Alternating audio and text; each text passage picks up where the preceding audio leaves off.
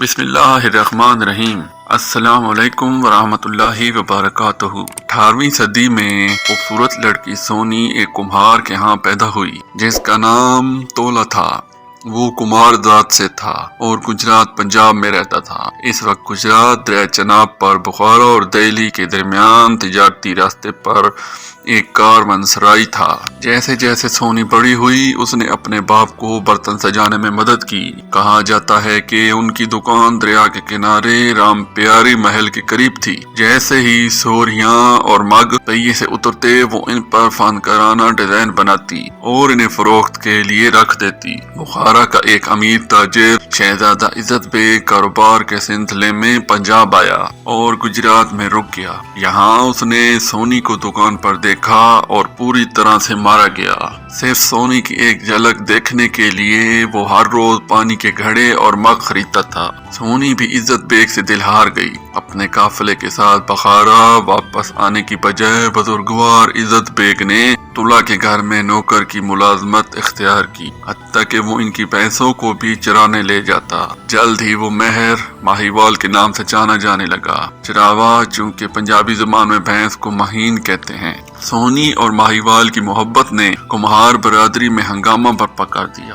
یہ بات قابل قبول نہیں تھی کہ اس برادری کی کوئی بیٹی کسی باہر کے آدمی سے شادی کرے، اس لیے اس کے والدین نے فوراً اس کی شادی کسی دوسرے کمہار سے طے کر دی۔ جس دن اس کمہار کی بارات اس کے گھر پہنچی سونی نے خود کو بے بس اور کھویا ہوا محسوس کیا۔ اسے ڈولی میں شوہر کے گھر روانہ کیا گیا۔ عزت بیگ نے دنیا کو خیر بات کہہ دیا اور فقیر کی حیثیت سے زندگی گزارنے لگا۔ آخر کار وہ سونی کے نئے گھر حمیرپور سے دریائے چناب کے پار ایک چھوٹی جھونپڑی میں چلا گیا۔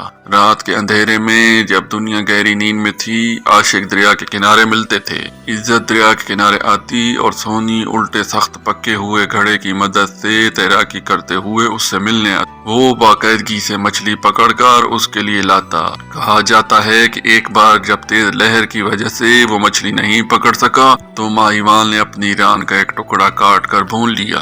سونی کو پہلے تو اس کا احساس نہیں ہوا، لیکن پھر اس نے عزت سے کہا کہ اس مچھلی کا ذائقہ مختلف ہے۔ جب اس نے اپنا ہاتھ اس کی ٹانگ پر رکھا تو اسے احساس ہوا کہ ماہیوال نے کیا کیا ہے، اور اس سے ان کی ایک دوسرے کے لیے محبت مزید مضبوط ہوئی۔ سونی اپنے عاشق ماہیوال سے ملنے تیراکی کرتی ہے۔ اس دوران ان کی رومانی ملاقات کی افواہیں پھیل گئیں۔